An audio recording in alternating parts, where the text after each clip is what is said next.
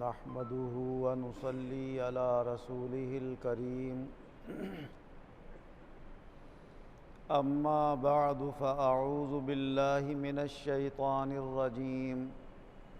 بسم الله الرحمن الرحيم إن الصلاة تنهى عن الفحشاء والمنكر ولذكر الله أكبر واللہ یعلم ما تصنعون۔ اللہ تبارک و تعالی اپنے کلام عظیم میں ارشاد فرما رہا ہے کہ بے شک نماز گناہوں سے اور بے حیائی کی باتوں سے بچاتی ہے، اور اللہ کا ذکر سب سے بڑی چیز ہے، اور جو کچھ تم کرتے ہو اللہ تعالی وہ سب جانتا ہے۔ اگر نماز اس کے طریقے سے پڑھی جائے تو یہ ہماری دنیا کے لیے بھی فائدہ مند اور آخرت کے لیے بھی فائدہ مند ہے، مگر بہت سارے لوگ نماز کی ادائیگی کے وقت یا تو پوری طرح اللہ کی طرف توجہ نہیں کر پاتے، یا رکوع سجدے اور قیام کے جو طریقے ہیں وہ سیکھ کر صحیح طریقے سے انجام نہیں دیتے، تو نماز میں جو انہیں فائدہ پہنچنا چاہیے وہ پورا فائدہ حاصل نہیں ہوتا، کچھ مل جاتا ہے اور کچھ رہ جاتا ہے۔ حضور نبی اکرم صلی اللہ علیہ وسلم نے ارشاد فرمایا کہ تم میں سے بہت سے لوگ جب نماز پڑھ کے باہر نکلتے ہیں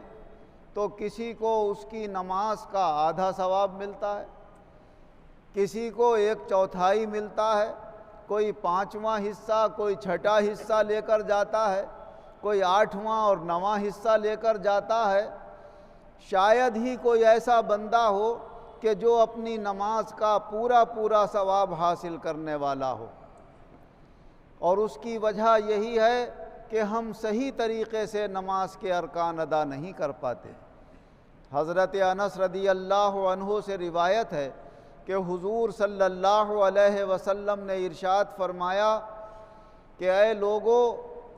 میرے پیچھے نماز پڑھو تو رکوع اور سجدہ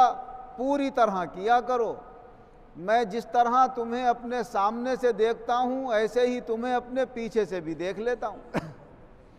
اور ایک روایت حضرت انس رضی اللہ عنہ سے ہے جس میں حضور صلی اللہ علیہ وسلم نے ارشاد فرمایا کہ نماز میں اپنی صفیں بھی درست رکھا کرو، اور جس طرح میں تمہیں سامنے سے دیکھتا ہوں اسی طرح اپنے پیچھے سے بھی دیکھ لیتا ہوں۔ تو یہ خصوصیت ہے حضور نبی اکرم صلی اللہ علیہ وسلم کی کہ آپ اپنے سامنے کا بھی دیکھ لیتے ہیں اور آپ اپنے پیچھے کا بھی دیکھ لیتے ہیں، اور حضور کی تو بہت اعلیٰ شان ہے۔ اللہ کے وہ نیک اور مقرب بندے جو ایمان کے ساتھ دنیا سے چلے جاتے ہیں،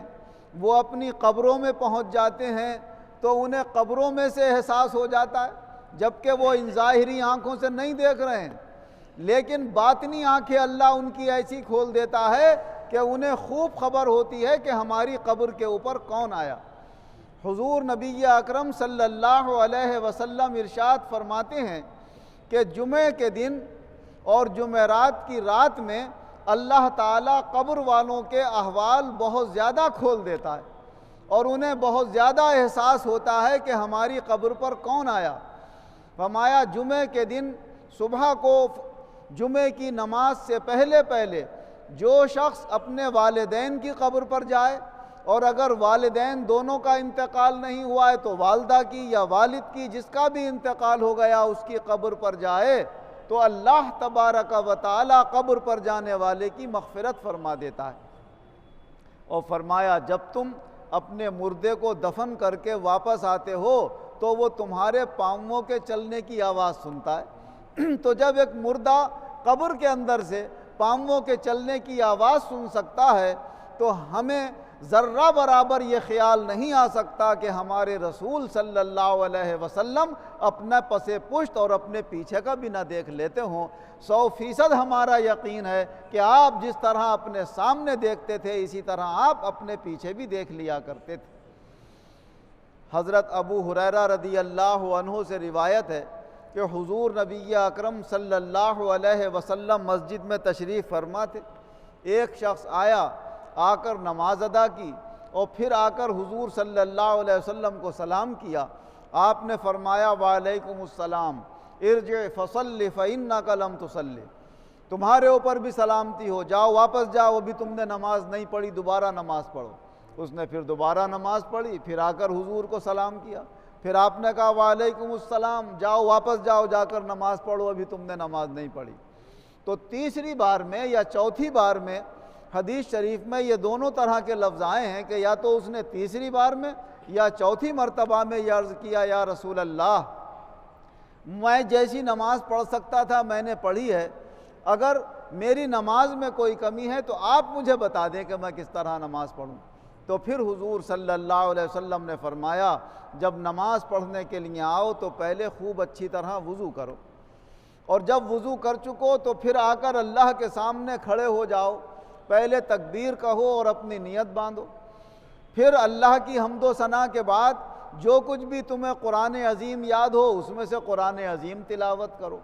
پھر اللہ اکبر کہہ کر رکوع میں جاؤ، خوب اچھی طرح رکوع کرو۔ اور رکوع کا طریقہ حضرت عائشہ رضی اللہ عنہا روایت کرتی ہیں کہ حضور صلی اللہ علیہ وسلم نے فرمایا جب آدمی رکوع میں جائے تو اپنی کمر بالکل سیدھی رکھے، اپنے گھٹنوں کے اوپر ہاتھ رکھے، ٹانگیں اور ہاتھ بالکل سیدھے رکھے،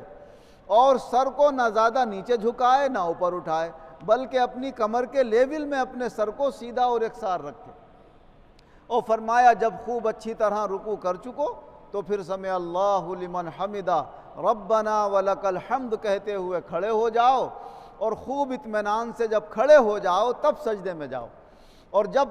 سجدہ اطمینان سے کر لو تو پھر سجدے سے اٹھو تو اطمینان سے پہلے بیٹھ جاؤ، پھر دوسرا سجدہ کرو، اور اطمینان سے جب دوسرا سجدہ کر چکو تو پھر سیدھے کھڑے ہو جاؤ، اور پھر اسی طرح اپنی بقیہ نماز ادا کرو۔ تو اس طرح تعدیل ارکان کے ساتھ کہ اطمینان سے آدمی رکوع کرے، اطمینان سے سجدہ کرے، تو ایسی نماز اللہ کے یہاں زیادہ مقبول ہوتی ہے۔ حضرت ابو قتادہ رضی اللہ عنہ سے روایت ہے کہ حضور صلی اللہ علیہ وسلم نے ارشاد فرمایا کہ لوگوں میں سب سے بڑا چور وہ ہے جو اپنی نماز میں سے چوری کرتا ہے۔ صحابہ عرض کرنے لگے یا رسول اللہ نماز میں سے کیسے چوری کر لیتا ہے؟ فرمایا اپنا سجدہ صحیح طریقے سے مکمل نہیں کرتا، اپنا رکوع صحیح سے نہیں کرتا، ارکان نماز کے صحیح طریقے سے ادا نہیں کرتا۔ فرمایا یہ نماز کی چوری ہوتی ہے۔ تو نماز کی چوری کا مطلب یہ ہے کہ اپنی نماز کا اتنا ثواب کم کر دیتا ہے بندہ جتنی اس کے اندر لاپرواہی برتتا ہے۔ اور جس طرح ہم اپنے ارکان کا لحاظ رکھیں کہ رکوع صحیح سے ہو جائے، سجدہ صحیح سے ہو، قیام صحیح سے ہو، اسی طرح ہمارا باطن، ہمارے خیال، ہماری فکر، ہمارے تصورات بھی پوری طرح اللہ کی طرف لگے ہوئے ہوں۔ جب اللہ کی طرف پوری طرح لگے ہوئے ہوتے ہیں تو اسے احسان اور اخلاص کہا جاتا ہے۔ حضرت جبریل امین علیہ السلام جب حضور صلی اللہ علیہ وسلم سے یہ پوچھنے لگے یا رسول اللہ مل احسان، احسان کیا ہے، یعنی اخلاص کے ساتھ بالکل خلوص قلب سے اللہ کی عبادت کی جائے تو کس طرح کی جائے، تو حضور صلی اللہ علیہ وسلم نے ارشاد فرمایا ان تعبد اللہ کأنک تراہ فإن لم تکن تراہ فإنہ یراک، تم اللہ کی عبادت کرو تو ایسے کرو جیسے تم اللہ کو دیکھ رہے ہو، کیونکہ اگر تم اللہ کو نہیں دیکھ رہے ہو تو اللہ تو تمہیں دیکھ رہا ہے۔ جب آدمی تصور کرتا رہتا ہے نماز میں اس طرح کا تو پھر اس کے تصور میں یہ بات نماز کے دوران آنے لگتی ہے، ایسا لگتا ہے جیسے میں اللہ کو دیکھ رہا ہوں، اللہ مجھے دیکھ رہا ہے، اور اپنے رب کے سامنے میں اس کی عبادت کر رہا ہوں۔ اللہ تبارک و تعالی ہمیں اپنے ظاہر اور باطن دونوں کے اعتبار سے اپنی نمازوں کو صحیح طریقے سے ادا کرنے کی توفیق عطا فرمائے، اور اللہ ہماری عبادتوں میں خلوص اور نیک نیتی زیادہ سے زیادہ پیدا فرمائے۔ آمین وآخر دعوانا ان الحمدللہ الحمدللہ رب العالمین والعاقبۃ للمتقین والصلاة والسلام علی خیر خلقہ محمد وآلہ واصحابہ اجمعین۔